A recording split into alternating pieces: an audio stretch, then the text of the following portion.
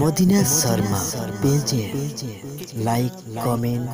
नबी सारी दुनिया का है वो दूल्हा। ভেড়া, কুকুর, বিড়াল, পশু পাখিরা এরা জীব, তবে এরা অজ্ঞানী জীব। মাথায় ঢুকলো? এরা জ্ঞানী জীব হওয়ার জন্য এরা দোষ করলে জাহান্নামে যাবে, ভালো করলে জান্নাতে যাবে। আর ওরা অজ্ঞানী হিসাবে ওদের জান্নাতও নেই, জাহান্নামও নেই। কথা বোঝা গেল? ওদের লাভও নেই, লস।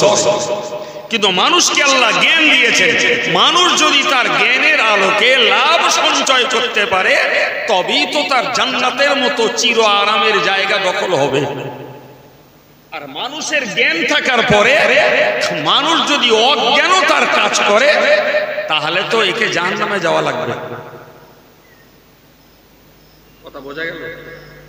তো আল্লাহ বললেন গোটা পৃথিবীর মানুষ একটা জাতি,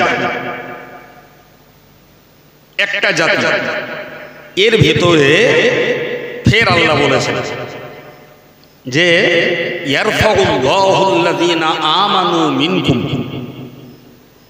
সারা পৃথিবীর মানব জাতির মধ্যে যারা ঈমান নিয়ে এসেছে আল্লাহ তাদের মর্যাদাকে বাড়িয়ে দিয়েছেন।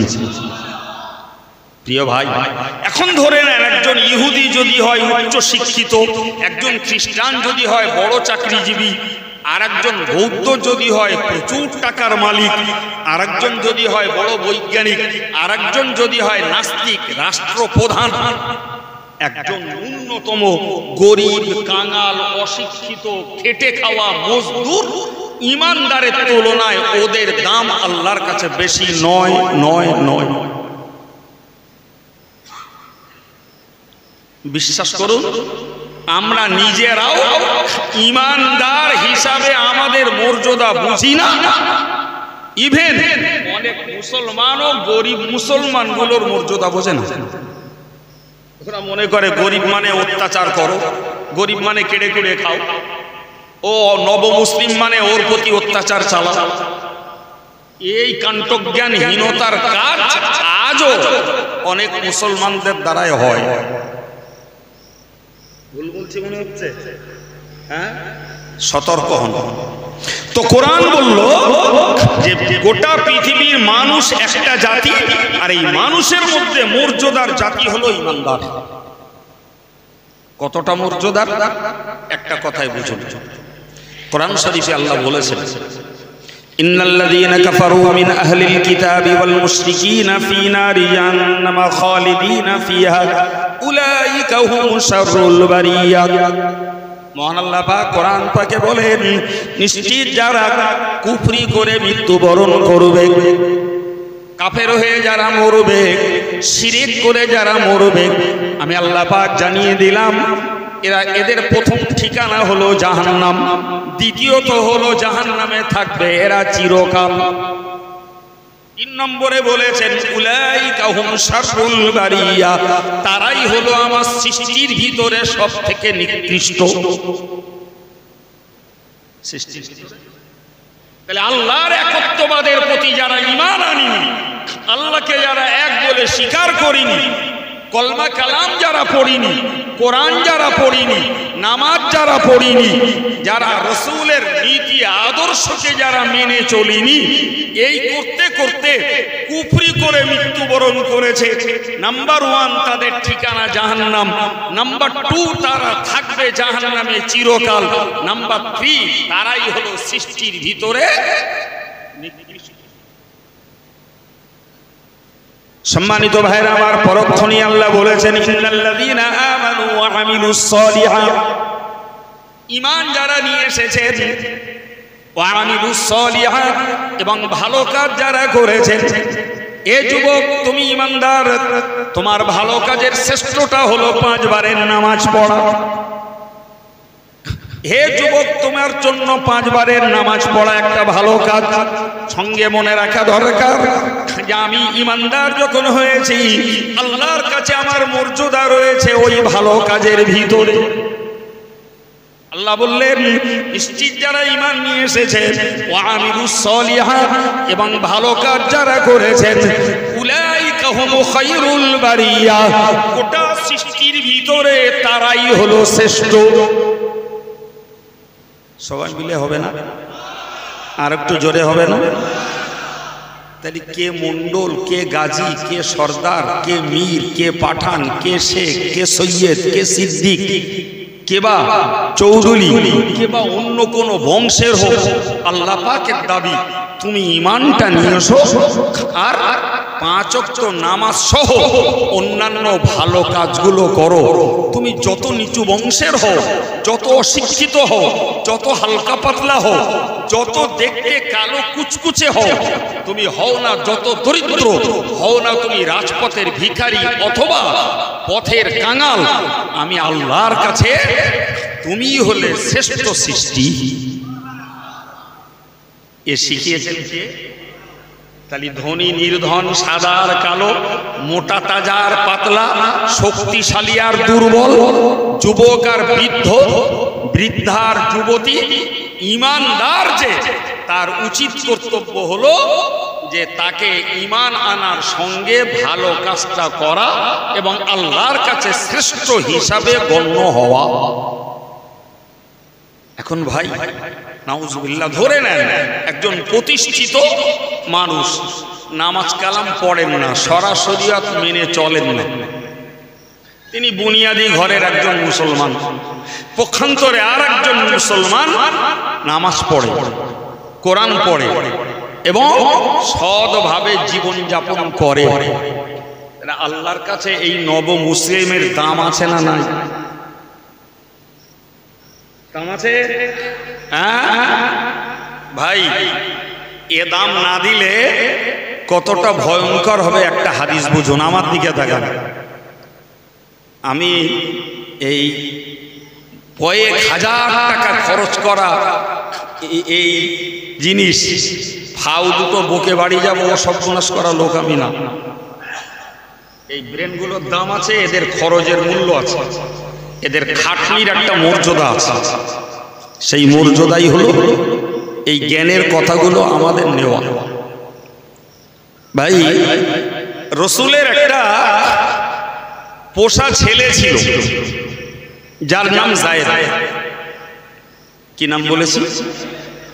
আর এই জায়েদের ছেলের নাম হলো উসামা। কি নাম বলেছি? ওই একটা নাম তো আমরা খুব মুখস্থ করে ফেলেছিলাম, উসামা বিন লাদেন। সুতরাং উসামা নামটা মনে রাখাটা খুব কষ্ট না। তা রসুলের পোষা পৌত্র হলো উসামা। তো যুদ্ধের ময়দানে যুদ্ধ হচ্ছে, তো যুদ্ধের ময়দানে যুদ্ধ হচ্ছে, তো হযরত উসামা ইবনে যায়েদ রাদিয়াল্লাহু আনহু তিনি একটা কলেমা পড়া লোককে মেরেছেন। লোকটা কলেমা পড়েছে, তো কলেমা পড়া লোককে মেরেছে, লোকটা মারাও গেছে। তো নবী পাকের অন্য সাহাবীরা যে নবীর কাছে নালিশ করলেন, ইয়া রাসূলুল্লাহ আপনার উসামা একজন কলেমা পড়া মুসলমানকে মেরেছে। রসুল উসামাকে ডাকলেন, ডেকে বললেন উসামা ঘটনা কি?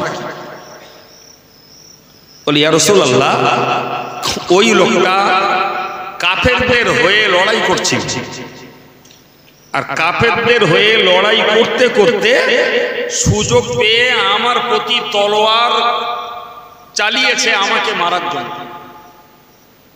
তো আমি তার তলোয়ারটাকে আমার ঢাল দিয়ে ঠেকিয়েছি। এরপরে আমি যেই তাকে মারতে তলোয়ার তুলেছি তখন সে বলছে লা ইলাহা ইল্লাল্লাহ মুহাম্মাদুর রাসূলুল্লাহ।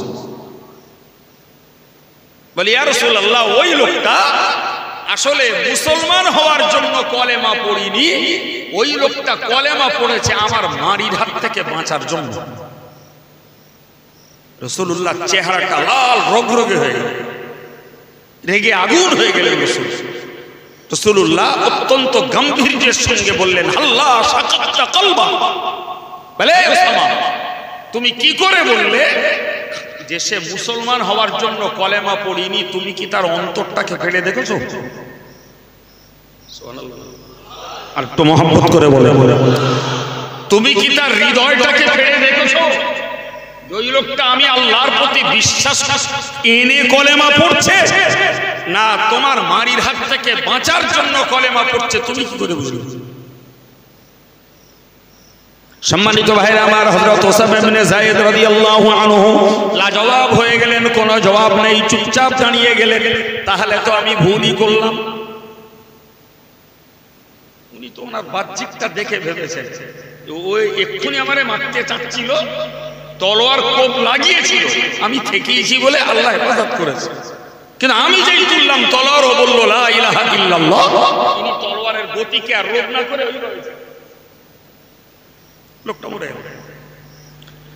হযরত ওসামা যখন নীরব নিথর নিস্তব্ধ লাজবাব দাঁড়িয়ে রয়েছেন, ওই সময় রাসূলুল্লাহ বলেছিলেন, ওগো ওসামা তুমি চলে যাও, তবে মনে রেখে দিও ওই লোকটা যদি আল্লাহর প্রতি বিশ্বাস করে কলেমা পড়ে থাকে, তাহলে ওই লোকটা কিয়ামতের ময়দানে তোমার মর্যাদা পেয়ে যাবে।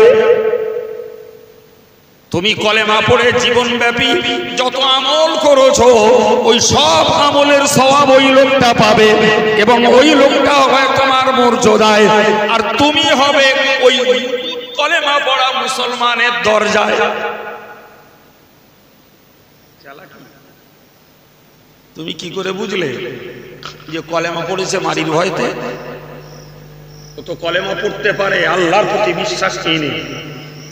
সত্যি যদি কলেমা পড়ে আল্লাহর প্রতি বিশ্বাস এনে, তাহলে তোমার এই মারির শাস্তি হলো সে যাবে তোমার দরজায়, আর তুমি নেমে যাবে তার দরজায়। তার মানে জান্নাত 100 তালা। সুবহানাল্লাহ বলে। রাসূলুল্লাহ বলেছেন, ওয়ালিল জান্নাতি মিয়াতু দারাজাত, জান্নাত 100 তালা।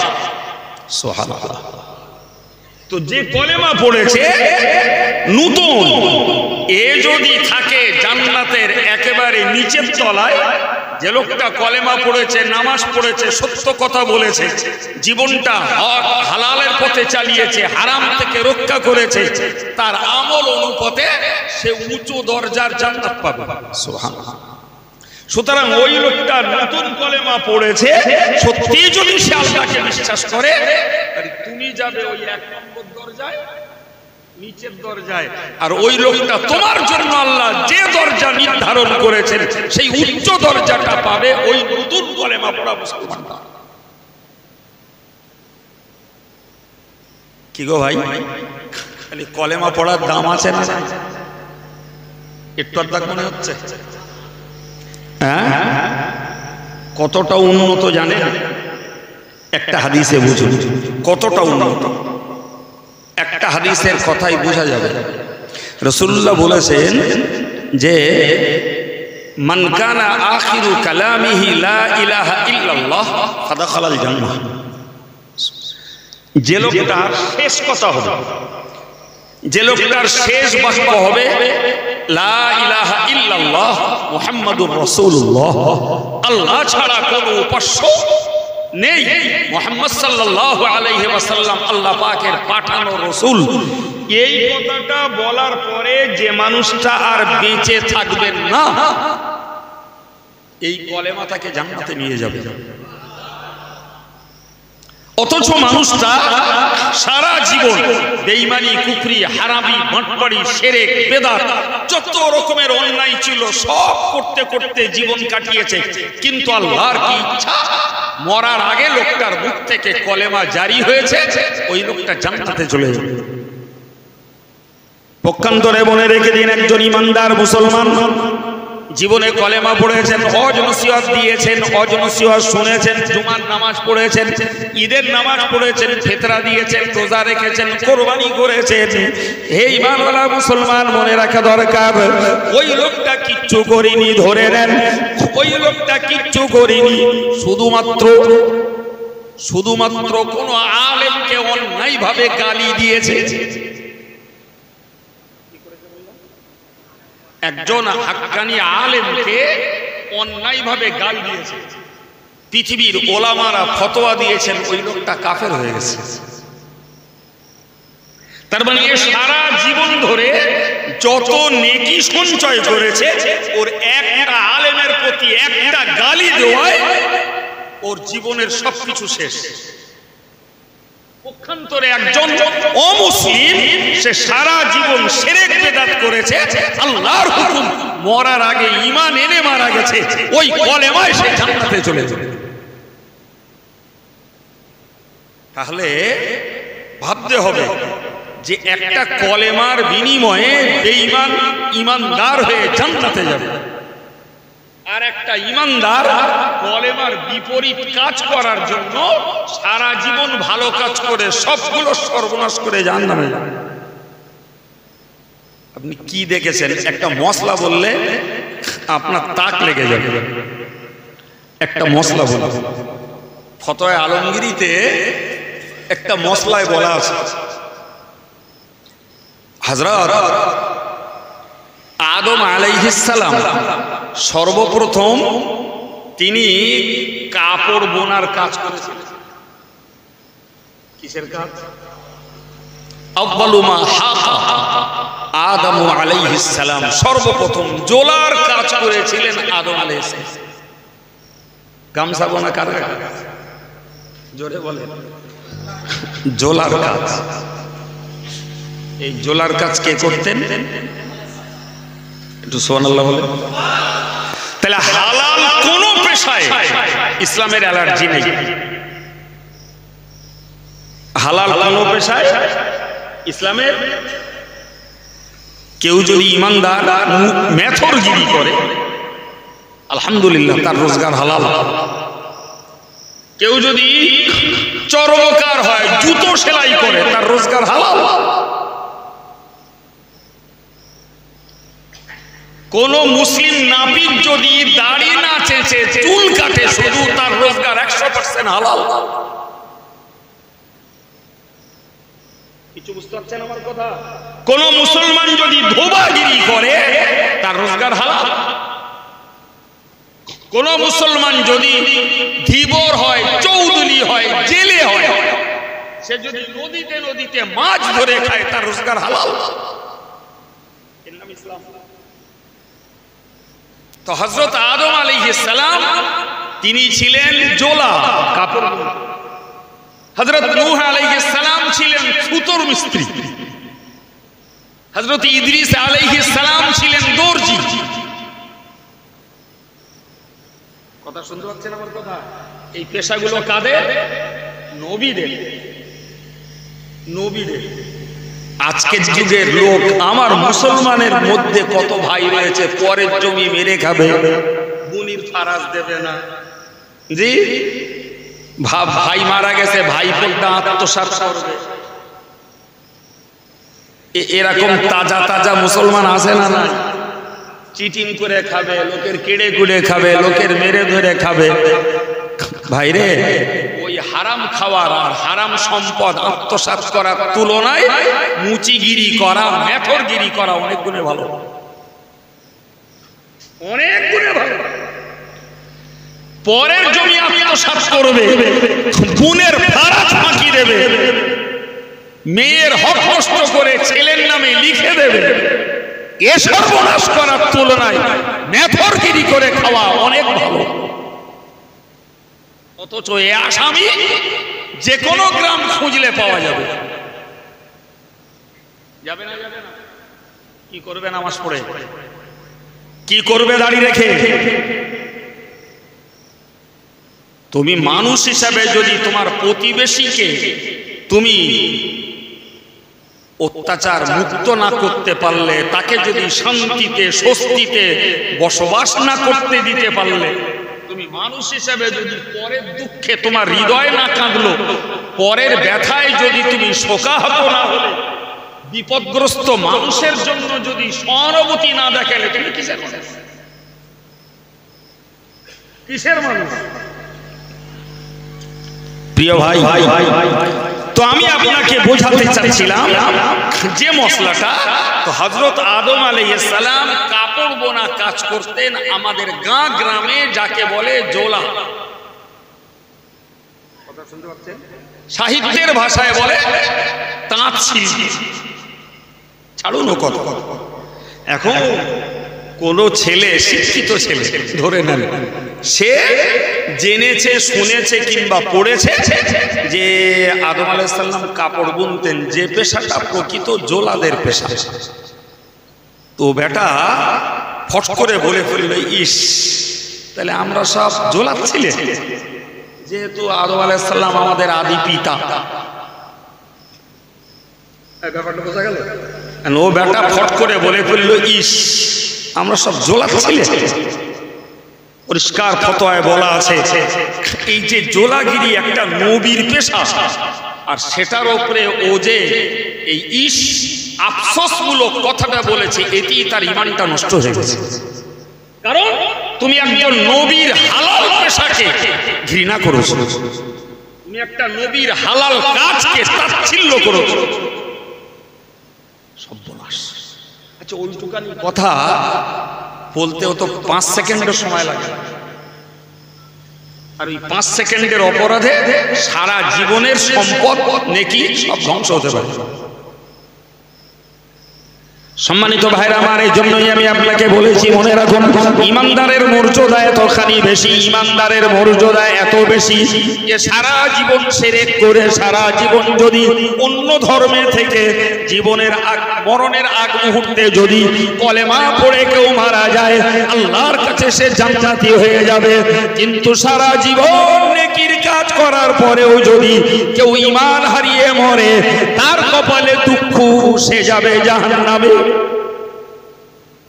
এই ঈমানওয়ালা ভাইরা আমার, জওয়ান যুবক, ছেলে, বুড়ো, মা, মেয়ে, আমি সকলের কাছে নিবেদন করে বলবো, খবরদার, খবরদার, জিন্দেগিতে কোনোদিন মানুষ হিসাবে কাউকে ঘৃণার চোখে দেখবেন না, মানুষ হিসাবে কাউকে হেয় তাচ্ছিল্য করবেন না, মানুষ হিসাবে কাউকে কোনোদিন অত্যাচারিত আর অপন্থীয় মনে করবেন না।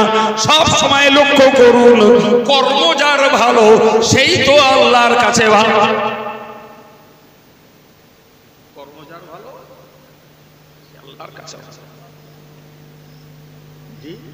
খেটে খায়, সারাদিনে 300 টাকা কামাই করে, মানুষটা সাদা মানুষ, খেটে খেটে কেটে কেটে কালো হয়ে গেছে। জি ভাই, পক্ষান্তরে আর একজন এয়ারস্ট্রোকে ঠান্ডা দেওয়া খুব হাই র্যাঙ্কের বাবু, জনগণের টাকা মেরে মেরে বাবু বড় লোক। কথা বলেন, আছে না? ও খুঁজবি কোথায় যেতে হবে?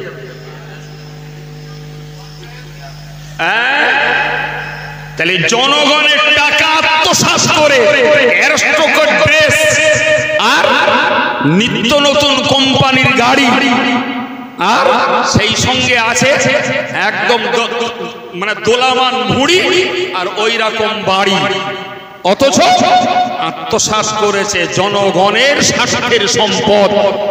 তোমার কাছে ওই লোকটার মান মর্যাদা বাবু আর সাহেব বলছো আর সার সার করছো, কিন্তু জানো 300 টাকার খেটে খাওয়া গরিবটার মান আল্লাহর কাছে কত বেশি। রাসূলুল্লাহ বলেছেন, সবথেকে উত্তম উপার্জন হলো নিজের হাতে করা কষ্টের উপার্জন। যে নিজে হাতে করে কষ্ট করে উপার্জন করে, সেই উপার্জনটাই উত্তম উপার্জন। আপনার ভাবতে অবাক লাগবে, নবী দাউদ আলাইহিস সালাম ছিলেন কুমোর। কি বলেছি? কুমোরের কাজ। বাহ! হযরত নবী আদম আলাইহিস সালাম নিজে তৈরি করতেন হাঁড়ি, কলসি, বড় বড় দেগ, দা, ছুরি, খন্তা। নবী দাউদের ওই ছিল রোজগার। কার রোজগার ওটা? শুধু নবী না, দাউদ একজন রাসূল। তাহলে নবী দাউদের মতো একজন নবী এবং রাসূল, তার রোজগার, তার উপার্জনের মাধ্যম হলো হাঁড়ি কুড়ি তৈরি করা।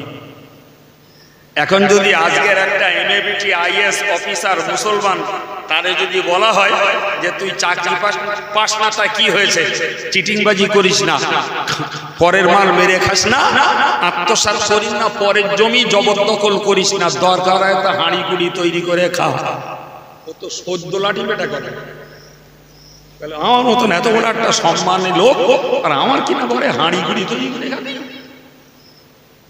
এই বলবে না ও মিয়া, তোমার দাম কি নবী দাউদের থেকেও বেশি?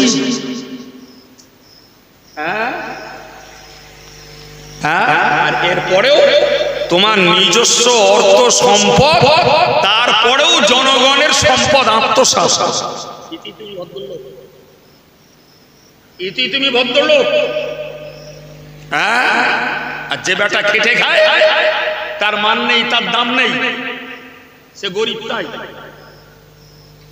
এই তো সমাজ। চলো আমি আপনাকে বোঝাচ্ছি মিয়া, মনে রাখুন ভাই, রাসূল করিম সাল্লাল্লাহু আলাইহি ওয়াসাল্লাম আল্লাহ তাকে ধনী হতে দিয়েছিলেন, কিন্তু তিনি গরিব সেজেছিলেন।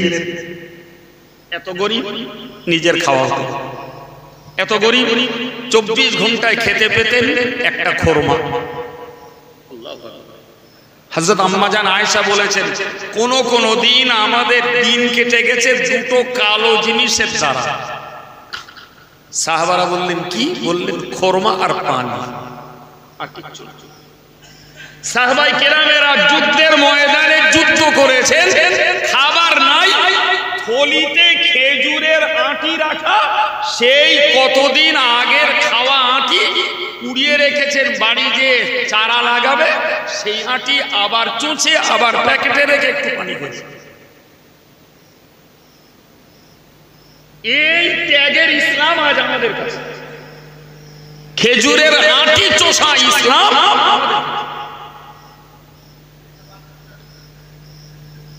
জি, আর আজকে সেই মুসলমান মানুষ চুষে খাচ্ছে। সম্মানিত ভাইরা আমার, বলে রেখে দিন, প্যারে নবী সাল্লাল্লাহু আলাইহি ওয়াসাল্লাম স্পষ্ট করে বলেছেন, ওগো দুনিয়াবাসী মানুষ তোমরা মনে রাখো, আমি নবী পাক বলছি, লা ফাদলা লিল আহমারি আলাল আসওয়াদ। আমি আল্লাহ পাকের নবী তোমাদেরকে জানিয়ে দিলাম, কোন কালো মানুষের উপরে সাদা মানুষের এক বিন্দু মর্যাদা নেই। কোন কালো মানুষের উপরে সাদা মানুষের। সম্মানিত ভাইরা আমার, সাদার দাম আমাদের চোখের কাছে। ওরে দেখতে সুন্দরী, ওরে দেখতে সুন্দর, ও লাবণ্যময়, ও লাবণ্যময়ী, হে মিয়া এ তোমার চোখের ধোঁকা। কালোর যদি স্বভাব ভালো হয়, কালোর যদি ভাষা ভালো হয়, কালোর যদি ব্যবহার ভালো হয়, আর সাদার মুখে যদি গালি থাকে, সাদা যদি হয় অত্যাচারী, সাদার যদি ব্যবহার হয় রূঢ়, ওই সাদার তুলনায় কালো তো অনেক ভালো। কিন্তু সাদা যদি হয় ভালো ব্যবহারের, সাদার যদি হয় ভালো ভাষা, সাদার যদি হয় আচরণটা ব্যবহারটা নরম, নিশ্চিত তারও মান আল্লাহর কাছে রয়েছে। আরবের লোকগুলো এতনা সাদা, সাদার চোটে তারা লাল লাল দেখাতো। সাদার চোটে কি দেখাতো বলছি? লাল, একদম বাস্তব, আজও গেলে দেখে। সেই রঙের মানুষ আজও আছে, ১,৫০০ বছর আগে যে ছিল আজও আছে। তাদের মনে হবে গায়ে টোকা দিলে রক্ত বেরোবে। তো রাসূল বললেন, এই লাল মানুষগুলোর উপরে, এই সাদা কালো মানুষগুলোর উপরে এই লাল মানুষগুলোর কোনো দাম নেই, কোনো দাম নেই। তাহলে কি বোঝা গেল? আমি এতক্ষণ ধরে বলছিলাম, জন্ম হোক যেখানে সেখানে, গরিব হোক, অশিক্ষিত হোক, জি, এবং রং তার কালো হোক, দরকার তার কাছে জোরে বলে কর্ম। সেই কর্মের ভিত হলো ঈমান, সেই কর্মের ভিত হলো নামাজ, সেই কর্মের ভিত হলো সাধু সচ্ছল জীবন, সেই কর্মের ভিত হলো জি সততার জীবন। এই কর্মের উপরেই দাঁড়িয়ে তার জীবন। এই জন্য আল্লাহ পাক কোরআন শরীফে বলেছেন, ইয়া আইয়ুহাল্লাযীনা আমানু লা ইয়াসখার কওমুম মিন কওমিন আসা ইয়াকুনু খায়রাম মিনহুম। আল্লাহ বললেন, হে ঈমানদার, আমরা সবাই ঈমান। আল্লাহ বললেন, হে ঈমানদার, লা ইয়াসখার কওমুম মিন কওমিন, যে কোন ঈমানদার যেন আর একজন ঈমানদারকে ঠাট্টা না করে। তুই বেড়ে, তুই লম্বা, জি, তুই ভাল্লা, কিংবা তুই অশিক্ষিত, তোর টাকা নেই, তোর দেখতে কালো, তুই নতুন মুসলমান, তোর কোনো দাম নেই।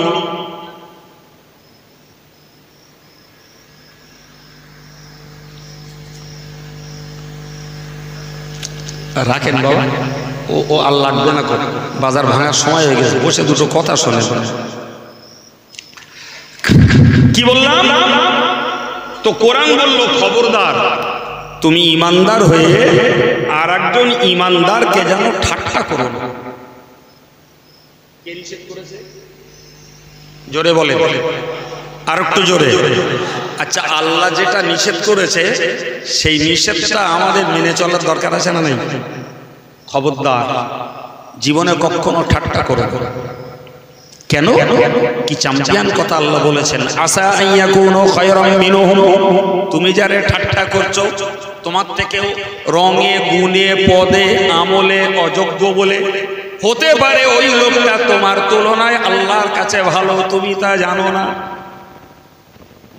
আমি আব্দুল কাইয়ুম বড় হুজুর, লোকে আমারে সম্মান করে, দাম দেয়, দাওয়াত দেয়, টাকা দেয়, কলজে কেটে খাওয়ায়। আর আমি যদি মনে করি এই লোকটা ধর্ম পারে না, কবর থেকে আমি ভালো পারি, মৌলবি তোমার কপাল পুড়িয়েছে। হতে পারে আল্লাহ ভালো জানেন তুমি যে মনে নামাজ পড়ো ওই লোকটা হয়তো তোমার থেকে আরো বেশি প্রেমের মনে নামাজ পড়ে। তুমি যে মনে জিকির করো ওই লোকটা হয়তো আল্লাহর মহব্বত আরো বেশি অন্তরে নিয়ে আল্লাহ জিকির করে।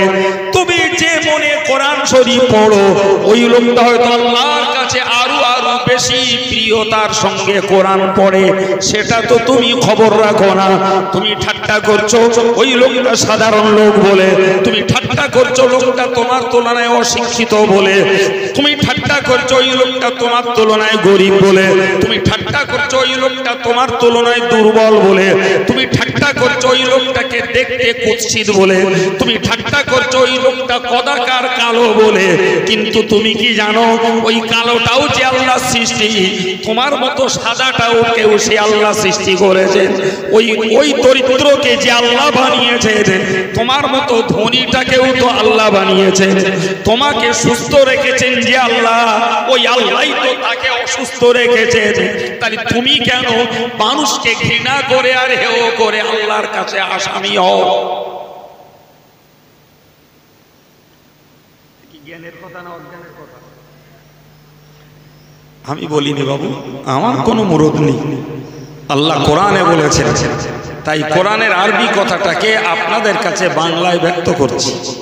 আল্লাহ বললেন খবরদার এক সম্প্রদায় যেন আর এক সম্প্রদায়কে ঠাট্টা না করে, এক ব্যক্তি যেন আর এক ব্যক্তিকে হেয় লাঞ্ছিত না করে। রাসূলুল্লাহ বলেছেন আল মুসলিমু আখুল মুসলিম, একজন মুসলমান আর একজন মুসলমানের ভাই।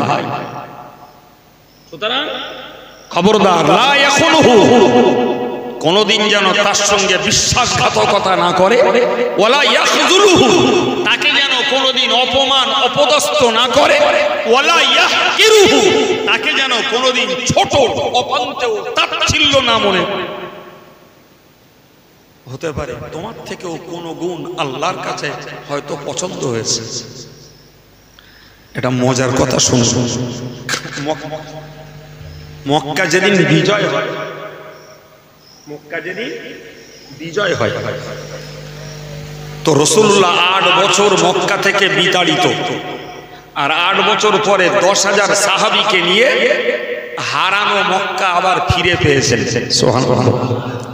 এটা কি রাসূল এবং মুসলমান সাহাবাদের জন্য আনন্দের নয়?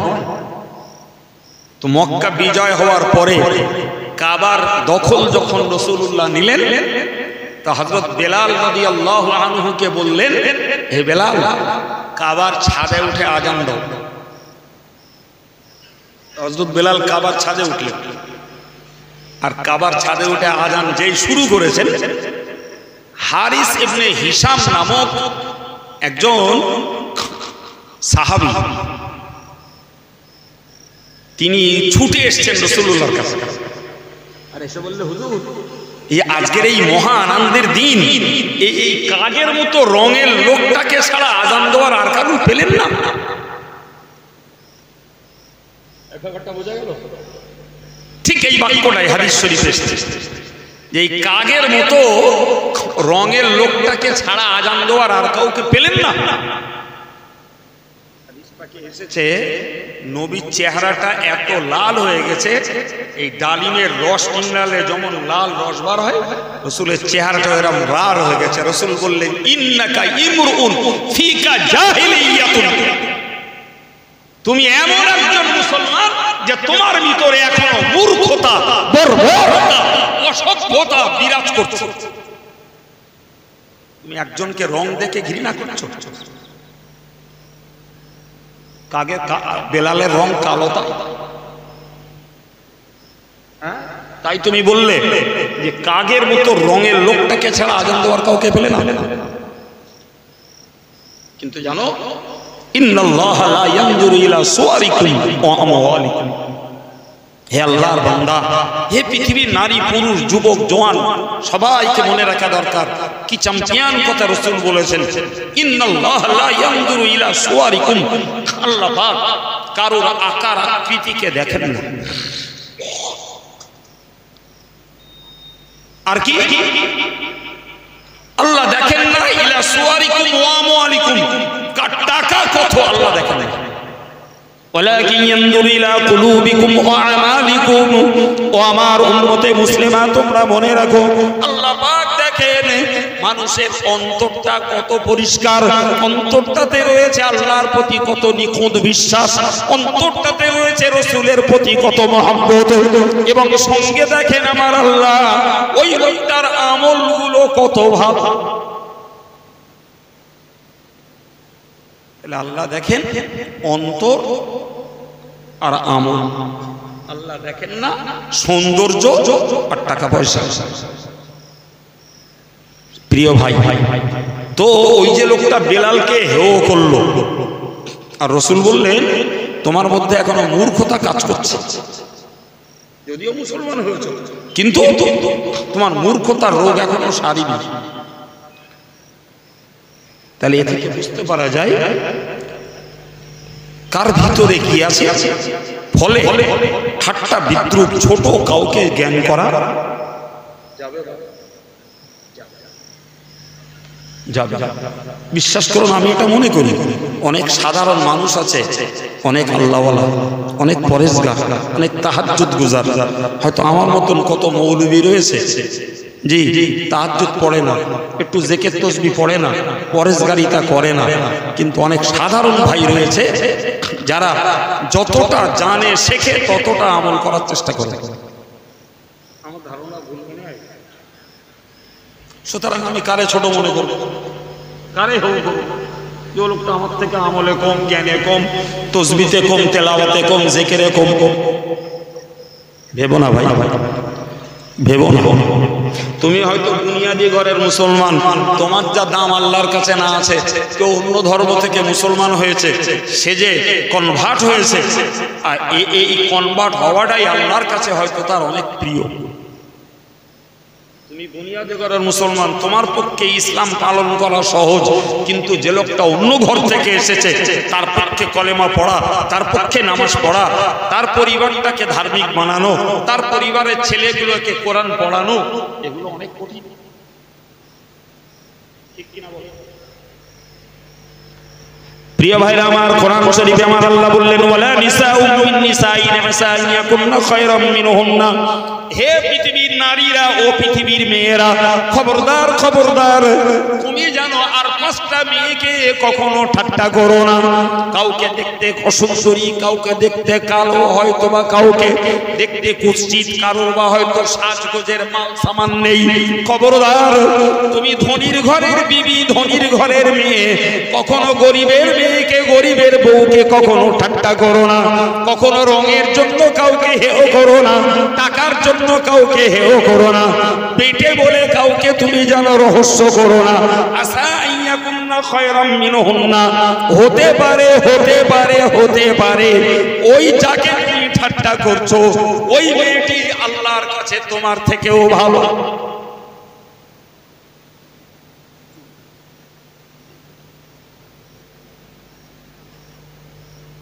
কার কথা বলেছি বাবা? জোরে বলে, এই কথাটা কে বলেছে? জোরে বলে, ওইটা মুখস্থ করতে হবে।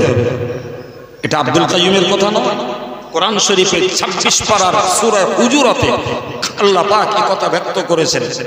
কোন পুরুষ যেন কোন পুরুষকে ঠাট্টা বিদ্রূপ রহস্য তাচ্ছিল্য না করে, কোন মেয়ে যেন আর একটা মেয়েকে ঠাট্টা বিদ্রূপ তাচ্ছিল্য যেন না করে। জি, রাসূলুল্লাহর একটা স্ত্রী ছিল যিনি আমাদের আম্মা জান, নাম তার সুফিয়া, নাম তার সুফিয়া। ওনার স্বামী, ওনার আব্বা ছিল ইহুদি, উনি মূলত ইহুদির জন্য। কার জন্য? ইহুদির জন্য। মজার কথা বুঝুন, সেই ইহুদির সঙ্গে রাসূলুল্লাহর লড়াই হয়েছে। ইহুদি সম্প্রদায় মুসলমানদের কাছে হেরে গেছে। তো ইহুদিদের ফেলে রেখে যাওয়া যে যে মালগুলো মুসলমানরা কুড়িয়েছে, তার মধ্যে কিছু মেয়েও পাওয়া গেছে। কথা বোঝা গেল? আর সে যে মেয়েগুলো পাওয়া গেছে তার মধ্যে সুফিয়া একটা মেয়ে, ও হলো ইহুদিদের নেতা, হোয়াই তার নাম, তার মেয়ে। তো রাসূলুল্লাহ কোন যুদ্ধের পড়ে পাওয়া মালগুলোকে ভাগ করেছেন। তো রাসূল বললেন, এটা যেহেতু সর্দারের মেয়ে, ওটা আমার ভাগে দাও। কি আশ্চর্য কথা! ও সর্দারের মেয়ে, তার ঠাঁট ভাঁট, তার চাল চলন, তার খোরাক পোশাক, তার আচার ব্যবহার নিশ্চয়ই আর 5টা মানুষের তুলনায় আলাদা কিছু হতে পারে। হয়তো তোমার সঙ্গে, তো তোমরা হয়তো তাকে নিয়ে তার সঙ্গে সেই ব্যবহার করতে পারবে না, ফলে ইসলামের বদনাম হল। আল্লাহ, ওই মেয়েটাকে আমার ভাগে। তো সাহাবারা সেই সুফিয়া নামনি ইহুদির মেয়েটাকে রাসূলুল্লাহর ভাগে দিলেন। সে রাসূলুল্লাহর হাতে এসে কলেমা পড়ে মুসলমান হয়ে গেল।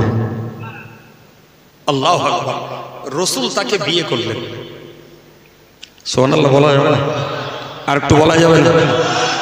রাসূল বলে, একবারও ভাবেননি ইহুদির রক্তে, ওর বাপ ইহুদি, ওর বাপ আমার সঙ্গে লড়াই করতে সে হেরে গেছে, আর ও বন্দী হিসাবে আমাদের কাছে ধরা পড়েছে, আমি তারে বিয়ে করব? রাসূল তার, সে মুসলমান হলো, তিনি মুসলমান হলেন, রাসূল তাকে বিয়ে করলেন। তাহলে রাসূল যখন তাকে বিয়ে করেছেন, তাহলে রাসূলের আর যে স্ত্রীগুলো ছিল, ইনিও সেই স্ত্রীদের মধ্যে একজন। জি, একদিন হযরত রাসূলের আরেকটা বিবি হাফসা নামীয় একজন বিবি, কেউ কেউ বলেছেন আয়েশা, তো ওই সুফিয়াকে বললেন, তুমি তো ইহুদির মেয়ে, বুঝতে পারলেন? সেই পূর্ণ কথা টেনে দিলে।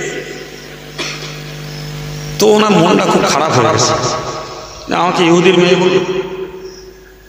তো উনি মন খারাপ করে বসে রয়েছে। রাসূলুল্লাহ কোথায় ছিলেন? বাড়িতে এসেছেন। এসে দেখলেন সুফিয়ার মন খারাপ। সুফিয়াকে রাসূল বললেন, সুফিয়া তোমার কি হয়েছে? কিচ্ছু বলেন। তো রাসূল বললেন, তুমি আমার কাছ থেকে কোনো দুর্ব্যবহার পেয়েছো?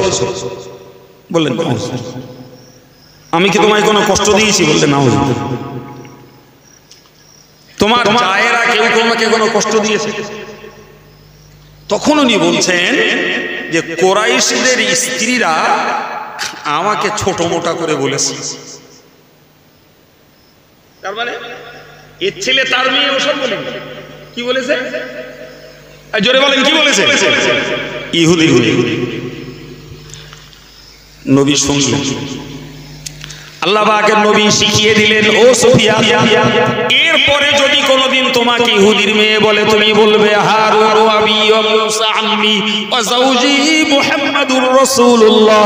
ও সুফিয়া, তোমার জায়েরা কেউ তোমার ইতিহাস খবর রাখে না। তোমার পূর্ব ইতিহাস হলো তুমি নবী হারুন আলাইহিস সালামের বংশের কন্যা, তোমার আব্বা হলেন নবী হারুন, তোমার চাচা হলেন নবী মুসা আলাইহিস সালাম, আর তোমার স্বামী হলাম আমি মুহাম্মাদুর রাসূলুল্লাহ। সুফিয়া খুশিতে বাট বাট। এইবার কোনদিন বললি আয় কায়দা করে ঠুকে দেবো, কোনদিন বললি আয় আমাদের। জি, ফের একদিন কথায় কথায় হতে হতে ঝগড়া ঝাঁটা কিচ্ছু না, পেলেন বলেছে তুমি তো ইহুদি মেয়ে, আর ওনার তো রসুল শিখিয়ে দিয়েছে। উনি ঝট করে রসুলের সেই বাক্যটাই হুবহু একদম রিপ্লাই করেছে। হারুন আবি, আমার আব্বা হলেন নবী হারুন আলাইহিস সালাম, ও মূসা আম্মি, আমার চাচা হলেন নবী মূসা আলাইহিস সালাম, ও যাওজি মুহাম্মাদুর রাসূলুল্লাহ, আর বিশ্ব নবী মুহাম্মদ সাল্লাল্লাহু আলাইহি ওয়াসাল্লাম আমার স্বামী। হযরত আয়েশা বললেন, হে সুফিয়া, আর কোশ্চিন কালেও তোমার নামে কোনো কথা বলবো না। সুবহানাল্লাহ। কারণ আমি ভালো বুঝতে পারছি যে এ কথা তুমি জানতে না, নিশ্চিত নবী তোমাকে শিখিয়ে দিয়েছেন। সুতরাং নবী যখন তোমার পক্ষে এ কথা শিখিয়ে দিয়েছেন, আমি আর কোনো কথাই তোমার সম্পর্কে কোনোদিন বলবো না। প্রিয় ভাই, আমার জাতিকে, আমার সমাজকে শিখতে হবে। এটা কোরআনের শিক্ষা, এটা আব্দুল কাইয়ুমের শিক্ষা নয়। যে কোনোদিন কাউকে বংশ নেড়ে, কোনোদিন কারোর কর্ম নেড়ে, কোনোদিন কারোর শিক্ষা নেড়ে আমাদেরকে এ কাজ করা চলবে না। জি, কোরআন শরীফে আল্লাহ বলেছেন, ওয়ালা তালমিজু আনফুসাকুম, খবরদার তোমরা কখনো কাউকে নিন্দা মন্দ করো না। ওয়ালা তানাবাজু বিল আলকাব, খবরদার খবরদার কাউকে যেন মন্দ নামে ডেকো না। এই ব্যায়ামটা আমাদের ভালোই আছে, এই ব্যায়ামটা আমাদের সমাজে বিরাট আছে। নাম কালিমুল্লাহতে ডাকতেছি কেলো বলে, রজব আলী নাম বলতে রজ, কিচ্ছু না হোক সিজারে হয়েছে তা নাম দে সিজা। কি সব বলা, সারা জীবন নাম বয়ে বেড়াচ্ছে বলছে সিজা।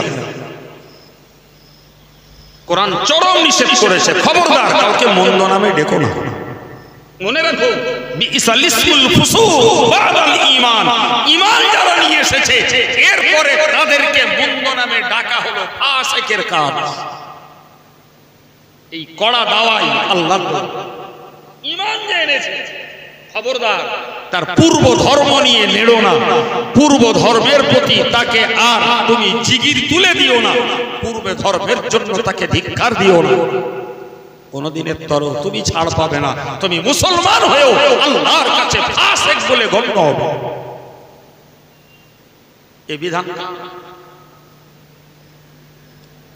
কোরআন শরীফে আল্লাহ বলেছেন, ইয়া আইয়ুহান নাস, হে পৃথিবীর মানুষেরা, ইন্না খলাকনাকুম মিন যাকারিন ওয়া উনসা, নিশ্চিত আমি আল্লাহ সব তোমাদেরকে সৃষ্টি করেছি একটি পুরুষ আর একটি নারী থেকে।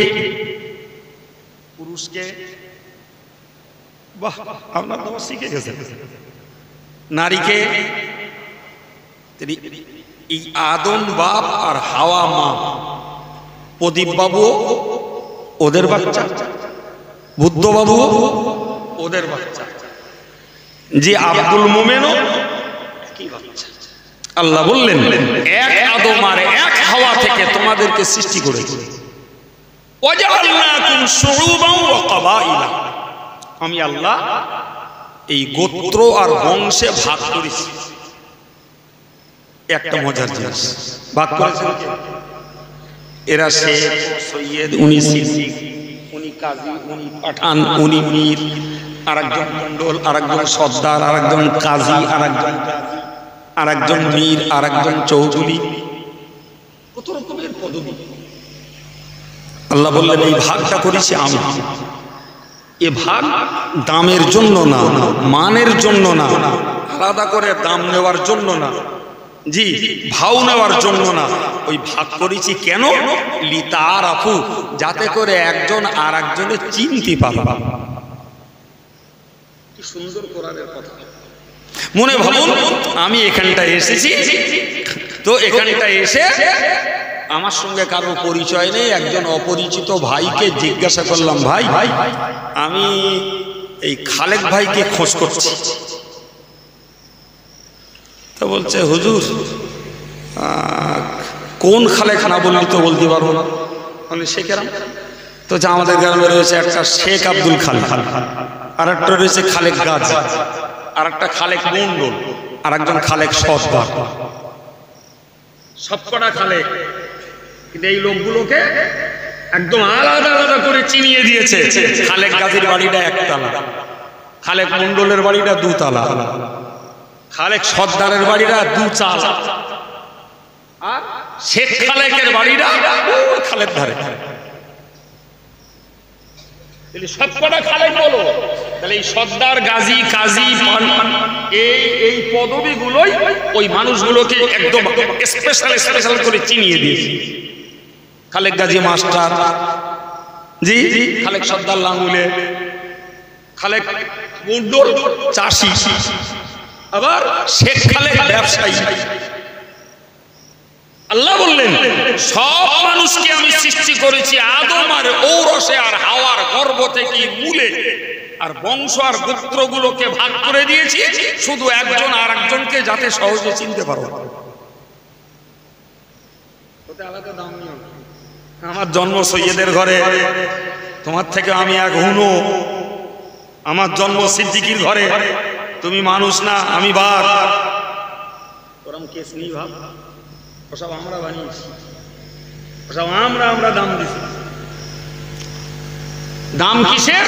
ইন্না আকরামাকুম ইনদাল্লাহি আতকাকুম। যে বান্দা যত খোদাকে ভয় করেছে, যে বান্দা যত পরহেজগারিতা করেছে, যে বান্দা যত আল্লাহ আল্লাহ করেছে, যে বান্দি যত জিকির করেছে, যত তাসবিহ পড়েছে, যে যত কোরআন শরীফ পড়েছে, যে যত নামাজ কালাম পড়েছে, যে যত হারাম হালালকে বাদ বিচার করে চলেছে, ওই বান্দাই আল্লাহর কাছে বেশি মর্যাদার। জি, বাংলায় যদি কেউ অনার্স হয়, ইংরেজিতে যদি কেউ অনার্স হয়, ভাই ওর দাম যতক্ষণ বেঁচে আছে ততক্ষণ। আর একজন যদি হয় কোরআনের হাফেজ, ওর দাম এপারে যেমন ওপারে তেমন। ঠিক না ভুল? মাটির উপরে যেমন মাটির নিচে তেমন। একটা যদি যোগ্য হাফেজে কোরআন তৈরি হয়, কিয়ামতের দিনে তাকে বলা হবে ওয়ারতাকি। কোরআন শরীফে, হাদিস শরীফে স্পষ্ট এসেছে, জি, ওয়ারাতিল ওয়ারতাকি। কিয়ামতের দিনে ওরে বলা হবে কোরআন পড়ো আর জান্নাতে যত উঁচু দরজায় পারো। সুবহানাল্লাহ। আগো তুমি MABT, IS, IPS officer, LLB, WBCS, গাদা ডিগ্রি আছে, তোমার গাদা টাকা আছে, গায়ে অনেক বল আছে, মরে দেখো না কেমন। কিন্তু গায়ে বস্তু নিয়ে, গেঁটে টাকা নিয়ে, বাড়ি নিয়ে, সে যদি কোরআনের হাফেজ হয়, ওর দাম তুমি দেবো না, ওর দাম দেবে ওর মালিক আল্লাহ। তোমার ক্যাদানি দম থাকা পর্যন্ত, দম ফুরুলি ক্যাদানি শেষ। হ্যাঁ, দম ফুরুলি ক্যাদানি শেষ। আর যদি একজন দিনদার হয়, আল্লাহওয়ালা হয়, হাফেজে কোরআন হয়, যোগ্য আলেম যদি হয়, একজন যদি হয় প্রকৃত শরীয়তধারী, তার মর্যাদা এপারে যেমন ওপারে তেমন। প্রিয় ভাই, সেই জন্য আমি শুরু থেকে একটা নাই কোরআন হাদিসের সমন্বয়ে বাস্তব সমাজকে সামনে রেখে আপনাদেরকে কিছু কথা স্মরণ করিয়েছি, শিখিয়েছি বলা যাবে না, আপনারা জানেন আমার শেখানোর যোগ্যতা নেই, একটু স্মরণ করালাম আপনাদের। সেই স্মরণের মূল কথা হলো যে আমাদেরকে বংশে বড় হওয়া যাবে না, শিক্ষায় বড় হওয়া যাবে না, টাকায় বড় হওয়া যাবে না, শক্তিতে বড় হওয়া যাবে না, জি, বংশে বড় হওয়া যাবে না, সৌন্দর্যে বড় হওয়া যাবে না। বড় কিসে হতে হবে বাবা? জোরে বলেন। আমলে। কিসে হতে হবে? আমলে। ইমানটা ঠিক রেখে, যে আমলে যত উন্নত সেই তত বড়, সেই তত মর্যাদার, তারই আল্লাহর কাছে তত যত্ন, তত স্নেহ, তত কদর। প্রিয় ভাইরা, পৃথিবীতে এসেছি শুধু মরার জন্য। একদম পৃথিবীতে এসেছি মানেই মরার জন্যই এসেছি। কেউ আজকে, কেউ কাল, কেউ বাড়ি মরবে, কেউ হসপিটালে, কেউ অ্যাক্সিডেন্টে মরবে, কেউ ঘরে শুয়ে পড়ে মরবে, কেউ রোগে মরবে, কেউ বা বিনা রোগেও, কেউ কাঁচা বয়সে যাবে, কেউ বুড়ো বয়সে যাবে। তো যারা সাবাল্লেক সাবালিগা, বিশেষ করে জলসা কমিটির যুবক ছেলে যারা, আমি এদেরকে চিনতাম না ভালো ভালো, জি এরাই আমাকে চিনে ডাকিয়েছে গত বছর, এরাই চিনিয়ে ডাকিয়েছে আমাকে এবছর। আমাদের মৌলানা আজিজুল এর মাধ্যম দিয়ে, জি ছেলেগুলোর উদ্যোগ ভালো, আয়োজন ভালো, ব্যবস্থাপনা ভালো। তাদের কাছে আমার আন্তরিক অনুরোধ, যদি এই ছেলেগুলো জলসা দেওয়ার সাথে সাথে নিজেরা কে শিক্ষিত, কে মূর্খ, কে বা খেটে খায়, কে বা ব্যবসা বাণিজ্য করে খায়, আমার কোনোটারই আমার কাছে কোনো ঘৃণা নয়। তাদের কাছে আমার আন্তরিক দাবি এটাই, তারা হোক সবাই নামাজি, হোক সবাই সততার সঙ্গে জীবনযাপনকারী, হোক না তারা সহানুভূতিশীল। আমরা সমাজের অত্যাচারিত, দরিদ্র, নিপীড়িত মানুষদের পাশে দাঁড়াবো। জীবনে অত্যাচার করব না, কাউকে মেরে ধরে খাবো না, কারোর কাছ থেকে কেড়ে কুড়ে খাবো না, কারোর কাছ থেকে তোলাবাজি আর গাজোয়ারি করব না, জীবনে অন্যায় পথ ধরে জীবন যাত্রা চালাবো না। এই নীতি যদি দিনের পর দিন আমার এই ছেলেগুলো নামাজ কালাম এবং তাদের জীবন যাপনটাকে সুন্দর করে তোলে, তাদের এই মাহফিলটাই হয়তো তাদের পরকালের নাজাতের ওসিলা আল্লাহ বানিয়ে দেবেন। সকলেই বলি আমিন। আমরা এখানকার স্থানীয় ভাই আছি, আমি চেহারা দেখছি অনেকেই পার্শ্বস্থ গ্রামের ভাইরাও রয়েছে, আমি অনেককে চিনি আলহামদুলিল্লাহ। আমরা একটানা কোরআন হাদিসের বয়ান শুনেছি, তাজা টাটকা সওয়াব পাবো আমাদের খাঁটি নিয়তের বিনিময়ে। মুর্দাদের জন্য সবরেসানি করব।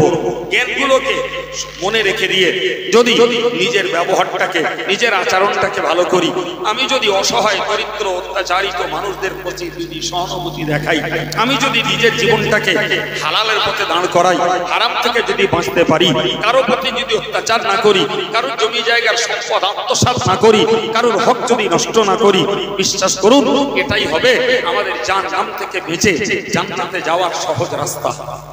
আল্লাহ আমাকে এবং আপনাদের সবাইকে কোরআন হাদিসের মর্যাদা দিয়ে এই কথাগুলোকে যারা আমল করে তাদেরকে আল্লাহ কায়েম রাখুন। যদি কারো ঘাটতি থাকে, আল্লাহ তাদের জীবনটাকে, মনটাকে, নীতিটাকে, চালচলনটাকে, চরিত্রটাকে, আচরণটাকে শুধরে নেয়ার মতন তৌফিক নসিব করেন। সবাই বলি আমিন। প্রিয় ভাই, আমার কাজ উঠি ওয়াজ করি যতক্ষণ আল্লাহ নসিবের আগে বলে ফেলি। জি তো আজকের এই পর্যন্তই ভাই। গত বছর এসেছিলাম ছেলেদের দাবিতে, আপনাদের কাছে মাহফিলের জন্য একটু হাত পেতেছিলাম, আপনারা তাতে ভালোই সহযোগিতা করেছিলেন। এবারও আপনাদের কাছে অল্প 2-5 মিনিটের জন্য একটু সহযোগিতার হাত পাচ্ছি। কে পারেন 200-500 টাকা, 1000 টাকা, কি 1 মণ চাল, কি 1 বস্তা আলু, কি কিছু অন্য মাল সামান কিছু দিয়ে সহযোগিতা করবেন। অল্প কয়েক মিনিটের জন্য আপনাদের কাছে দাবি রাখছি। আমার এক ভাই 100 টাকা, আর এক ভাই 20 টাকা, কাছে টাকা নগদ নাই বা থাকুক।